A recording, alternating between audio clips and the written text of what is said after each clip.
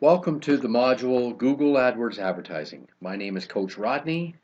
The intent of this video tutorial is to give you an overview of what you're going to be going through in the Google platform or the Google AdWords interface. You will have needed to set yourself up a free Google Gmail account or a paid Google business account before starting into this module.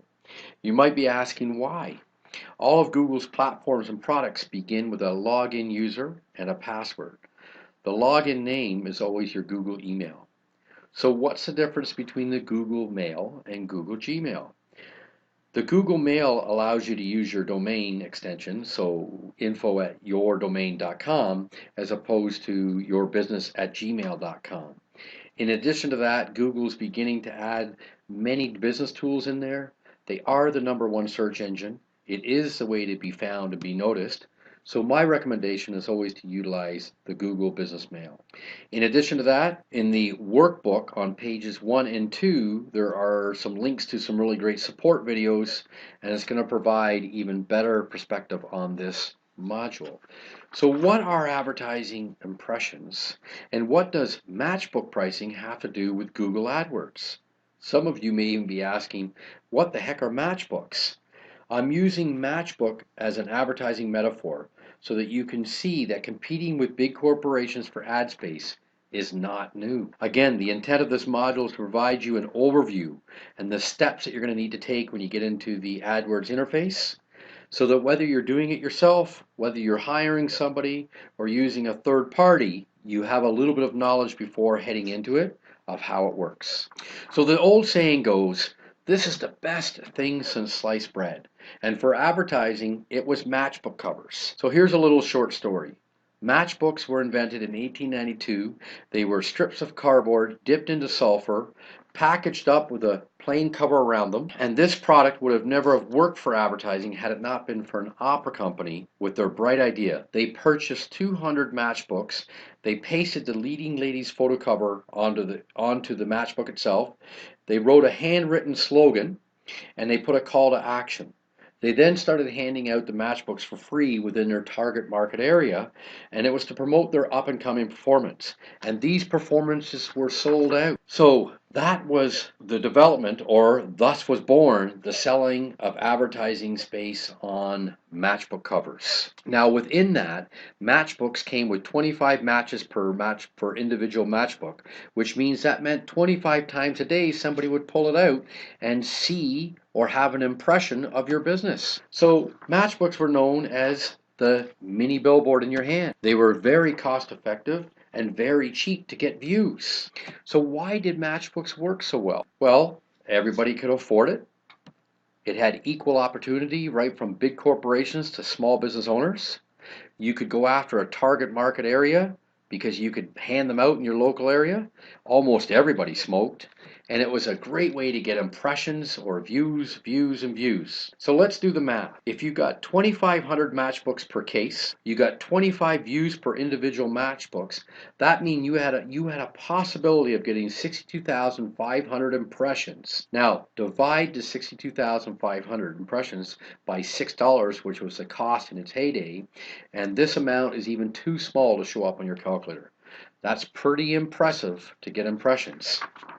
So wow, where have these days gone? I mean, I miss matchbook pricing.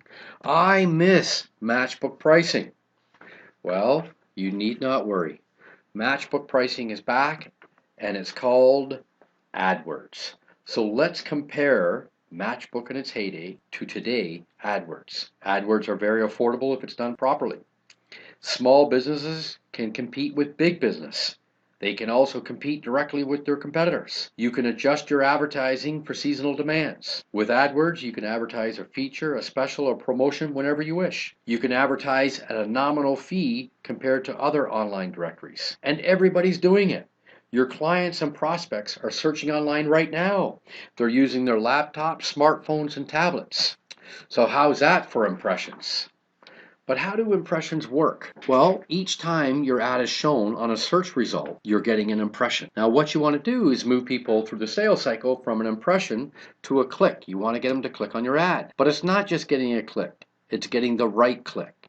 And that's what we're going to go through the AdWords interface. So before you go into the program, you can understand some of the items that will give you the benefit above your competitors. Let's look at an average Google search. The red component here is the organic or natural search, you may have heard it being called. It's also the search engine optimization. So that's where your page naturally comes up and it's your individual website. The green spot is going after Google Places. And that's why we say it's important to have Google Places, but it's not what we're working on in this particular module. That is coming up in a later module. Today's module, we're going to be working with Google advertising, and we're going to walk you through what you need to know about the interface before you jump into it. So there's 11 steps within the interface. You're going to create your AdWords account. You're going to create a campaign, and you do create multiple campaigns within it. You're going to choose a geographic radius. So if you're a mortar and brick store versus an online store, you're going to choose a language. You're going to do bidding and budgeting, which is setting your minimum bids to your maximum spend per day. You're going to go through ad extensions and advanced settings. Within your interface, you're also going to be going through to create your ad. You're going to be choosing keywords to put into the ad. You're going to be setting up your billing. You're going to be going through Google Trends, and you're going to be going through reviewing the ad that you set up and confirming that the campaign's gone live. So let's go back to number one. First, to get into your account, you've got to log into your Gmail account or your business mail account. So as I said from the opening slide, this is how you log into Google at all times. Then you sign into the AdWords. You do that by utilizing the address bar. You type in adwords.google.com. Then it's going to open it up, and you're going to be the first user into the AdWords, so it's going to want an account name. My suggestion is you use your business name. It's going to want to know what country your business is in and what time zone your business is in and what currency you use. This is to set up your account. Step two, we're heading into creating the campaign. Now, organizing your ads is the key. So we're going to go through an example, and we're going to go through it in a couple of slides so you understand how a campaign needs to be set up. So think of a campaign like a dresser drawer. Within your dresser, you organize the drawers with different types of clothing. Within each drawer, you have a variety of that similar clothing within that drawer. So let's say the dresser represents an individual campaign. That means the drawer would represent an individual ad group, and each drawer or article of clothing represent a keyword. So here's how your campaigns are structured, and you're going to have more than one campaign, and then underneath the campaign you're going to have more than one ad group. So continuing on the example, let's say that we sell clothing. We sell both men's and women's clothing, and that's the business that we're in. We're going to need to set up two campaigns or have two dressers right from the beginning. We're going to have one for the men's clothing because the language is going to be different, and we're going to set up the second one for the women's clothing. Both ad campaigns will have drawers, and they're going to have drawers for trousers, shirts, and socks. We're going to call those ad campaigns. Now, each drawer requires a different keyword to go back and explain the different types of socks, the different types of shirts. Three components: the campaign, the ad group, and the keywords. So the campaign name, you did create a campaign in Module 2, so as an experiment, you can start to utilize with that campaign and go back and have a look at that one. Or my hopes is that you've set yourself up a few more different singular advertising campaigns. You're going to have a couple of choices under the type. When you get to the AdWords interface, it's going to say type, and it's really the search network or the display network, or you can do both. I'm going to get you to click on the search network because we want to keep this really simple to walk through, and that's just a text ad. We're going to keep it on standard as opposed to the advanced. You're going to use the default for networks, and you're going to use a default for the devices. And that means you're going to be able to show up in both mobile and classic, which is laptop. The locations, we're going to head into the next one. So in choosing your locations, so it seems pretty simple for the most part, but it's not. There's two strategies when setting up your locations. And when you're setting up locations, you can do it individually per campaign. And here's the two strategies. You've got one for a mortar and brick store, and you've got one for online sales. The mortar and brick store, you select a targeted location geographically. It then puts a pin on the page and draws a circle around it, which is either a 10-kilometer or 20-kilometer circle. You can also remove out of that circle areas that you don't want to go. So if your town is small, and ours is 30,000 people, and the 10-kilometer area is quite large and it brings in a lot of smaller towns. If they're not in my trading area, I can remove them from the list. Online sales, you're going to need to do a bit more due diligence rather than just go through this video tutorial. So for that, we're suggesting that you head to support.google.com/AdWords. So locations, because we're working with a mortar and brick store, we're going to click on Let Me Choose. You're going to enter in your city and then hit search, and you're going to be able to add more cities in. If you think your target area is outside of the town or the city that you're in, you can add multiple cities in. These are done in individual ads, so you can remove them at a later date if you want. My suggestion is you start with a smaller area, 10 kilometers at the best, just so that you're doing a little test and measure and having some fun with it. I've already noted that each AdWord campaign can target a different location. So you could have one campaign for your online sales and you could have another campaign for your mortar and brick. You can choose multiple campaigns, hundreds of campaigns, and you can also choose different ad groups within the campaigns. You're going to choose your language and you're going to set up your bidding and budget. And here's where we just need to make sure that we do this on manual instead of automatic. We haven't put in our credit card information yet, but when you get to the interface, please click on the manual. The default bid, this is the maximum amount that you're prepared to pay for cost per click. So you're going to pay every time someone clicks on your ad. We're going to set this to 10 cents to keep it inexpensive. And then the budget is actually the most amount of money that we're prepared to spend in a day. We're going to set that to $5. So that allows you to spend $5 a day at 10 cents a click and give yourself something to go through and test this with. Ad extensions, this is really for mortar and brick stores. The ad extensions allows you to put on your physical location, your address, your telephone number, and give you a little bit more representation there. There's also a feature there that says if you have Google Places, please click here. I do have a warning here, just so that we just stop for a minute. When you set up your Google Places, when you set up your AdWords, and when you set up your website, you've got to make sure that the name, address, and phone number are all put in alike. With online directories and the popularity of online directories, in other words, how many places you can be found, one of the reasons that you don't get onto Google Places and get high ranking in there is because your name, address, and phone number are put in differently in different places on the web because they're going out to search it, and when they come back it's different. So one time you could have a unit number in it, another time it could have without the unit number, or you could say drive instead of the word drive written out, or street, or you didn't put it in either place. So you've got to make sure that that's set up. If you haven't set up your Google Places, we are going to be covering that in another module, so we won't be doing that in today's video tutorial. So if you need more help on any of the above, you can head to support.google.com. And now let's head into the next setting, the advanced settings. This is where you're able to take the ads and schedule them at a certain time of day, to start at a certain time, to end at a certain time. You can put in what days of the week that you want them in. You can also adjust your bids so that you can pay more money when the bid price goes up. You can be there when the bid, so let's say you were at 10 cents and for a certain time of day when there was more popularity for your item, when people were searching, you could go up to 20 cents. You can do ad rotations. So in other words, if you had multiple campaigns and then underneath campaigns you had multiple ad groups, you can start to tell Google which ads you want to rotate more than the other ads. So let's go into creating your ad. It's a text ad only, so there's no images. We've got 4 lines to work with. You've got your ad title, which is your headline, maximum of 25 characters. We've got the description line, which gives you 35 characters. There's a description line 2, giving you 35 characters.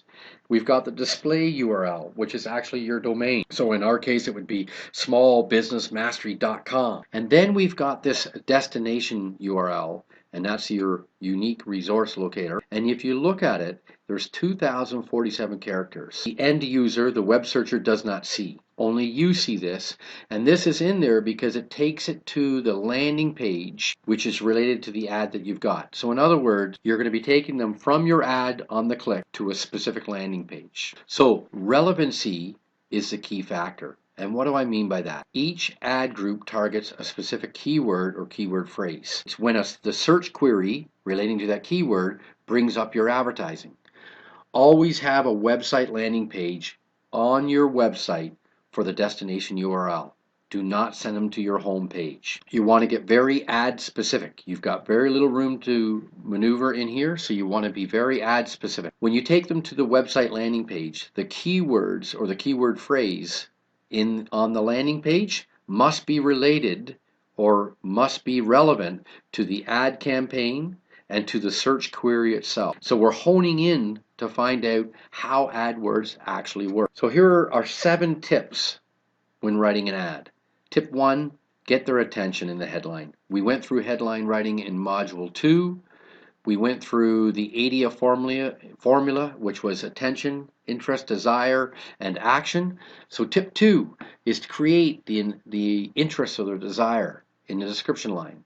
Tip 3, create a call to action in the description line. Let them know to either purchase, call today, order, or sign up.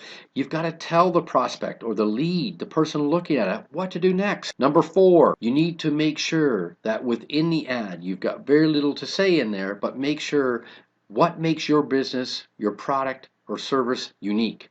What differentiates you from your competitors? So if you sell silk ties, and we're using the clothing store as an example, but you sell custom silk ties, that's what makes you unique. Get it into your ad.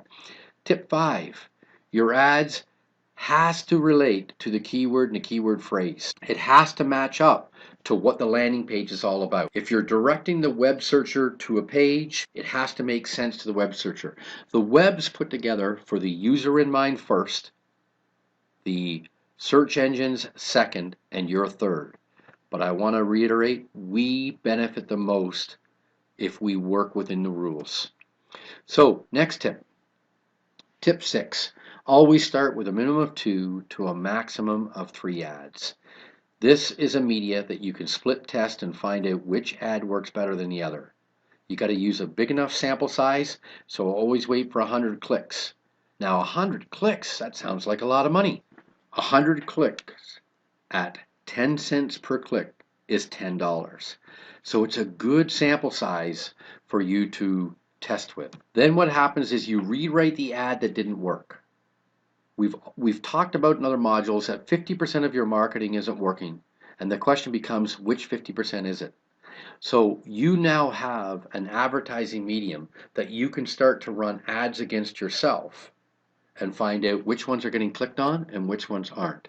When you know which one's not working, you rewrite another one, put it back into the split test, and you do it again.